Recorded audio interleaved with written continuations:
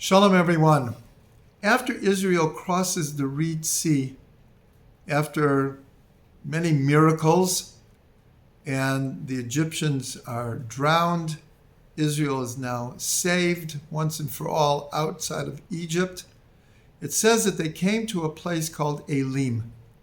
And there were 12 springs of water and 70 date palms.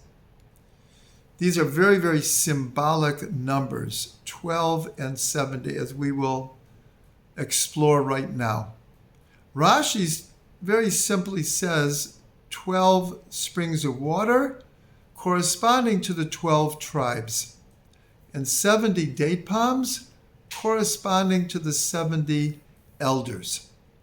So let's look at these two numbers and see what we can reveal from them. So first of all, we're told that when we went down to Egypt, we went down with 70 souls. And in fact, the Torah enumerates the 70 souls. These 70 souls, we're told, correspond to the 70 archetypal nations.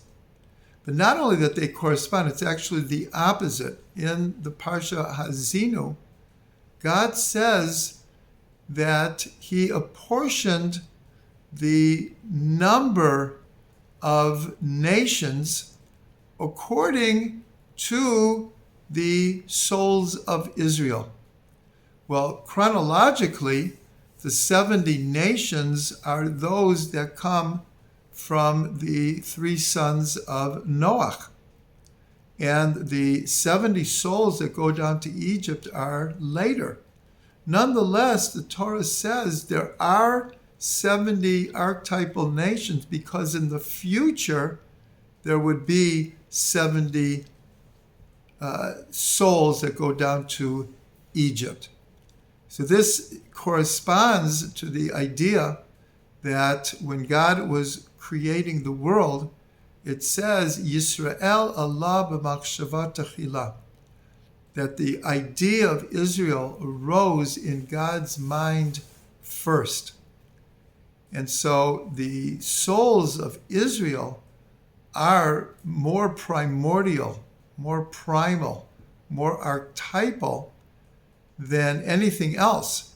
And so the 70 nations really are a reflection of the 70 souls. And here, as Rashi said, there were 70 elders in the desert. Those 70 elders later became the Sanhedrin. The Israel High Court is called the Sanhedrin. And finally, there is a very, very important concept that has the number 70, and that is that there are 70 faces to the Torah, 70 perspectives in which we can see the Torah. But here, 70 is a very symbolic number, really meaning there's so many perspectives of the Torah. In fact, the Arizal says there are 600,000 faces to the Torah, one for each Jewish soul, archetypal Jewish soul, root soul. And so 70 here is very symbolic. 70 souls that came down to Egypt, they're enumerated. It's not as it's an important symbolic number, but it doesn't mean like many more than 70. It's those 70 along with their families. But here we see something very interesting, that each one of these 70s has an additional one to them. So when it says 70 souls went down to Egypt, that's 70 with Yaakov. Yaakov is the archetypal one soul that goes with the 70. The 70 nations are along with Israel. Israel's the one, and then there are the 70 nations. In the Sanhedrin, there were 70 members, but there was also the president, the Nasi, the head of the Sanhedrin. So it was 70 plus 1. And finally, with the faces of the Torah, so this is a very fascinating one because it doesn't say anywhere what is an additional one. So I would like to propose, when it says Shivim Panim LeTorah, these are the many, many different faces of the Torah, perspectives, but the one that goes along with it is each and every person's own face in the Torah. Their unique perspective of the Torah that goes along with everything that we learn from the sages and from Rebbes and Rebbitzins and the prophets and the elders. These are the 70 faces to the Torah that they've already revealed. But along with that comes our unique face in the Torah. So that's the number 70. Let's now look at the number 12, the 12 springs of water. So Rashi tells us this is corresponding to the 12 tribes. But we see that the number 12 is very connected to time. There's 12 hours of the day, and there's 12 hours to the night. There are 12 months in the year. So the number 12 is very connected to time. And there's another perspective of 12, and that is the 12 constellations in the sky. And even though we don't believe in astrology in the form of predicting the future or telling us how we should act, because we have free will. We don't believe in that type of astrology. Nonetheless, the Talmud is full of influences from astrology. And so the 12 constellations are very, very connected symbolically and metaphorically to the 12 tribes. So here we see something very interesting. We have the 12 tribes, which has to do with souls. And then we have 12 hours of the day, 12 hours of the night, 12 months connected to time. And then we have the 12 constellations, which are connected to space. And this is one of the most important teachings in the Sefer Yetzirah that explains that there are 3 different types of dimensions called Olam, Shana, and Nefesh.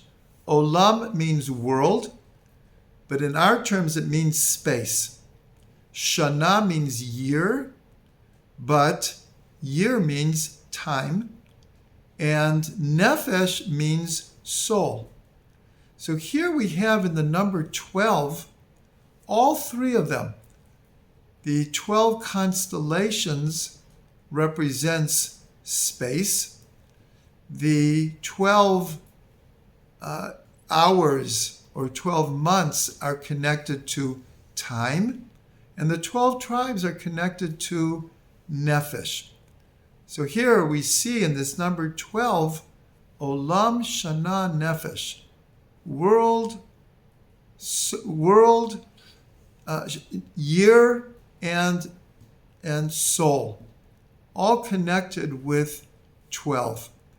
So here we see even one more deep connection, also in the Sefer Yetzirah, that the Sefer Yetzirah divides the 22 letters into 3 different groups. 3 mother letters called Aleph, Mem, and Shin. Aleph is Avir, Mem is Mayim, water, and Shin is fire. So these are the 3 elements: air, fire, and water. Then there are 7 double letters. These are the letters that have 2 pronunciations. For example, bet and vet, pe and fe, chaf and kaf have 2 different ways of pronouncing them. And then there are the 12 simple letters. These are the letters that are not the mother letters or the double letters. They're called the simple letters. But according to the Sefer Yetzirah, the 12 months of the year are created through the 12 letters. It's the letters that create the essence of time. So here we've explored different dimensions or realms of the number 12 and the number 70. And so when Israel came to this place called Elim, and there were 12 fountains of water and 70 date palms, it's telling us so much more than just the numerical value of these springs and these date palms.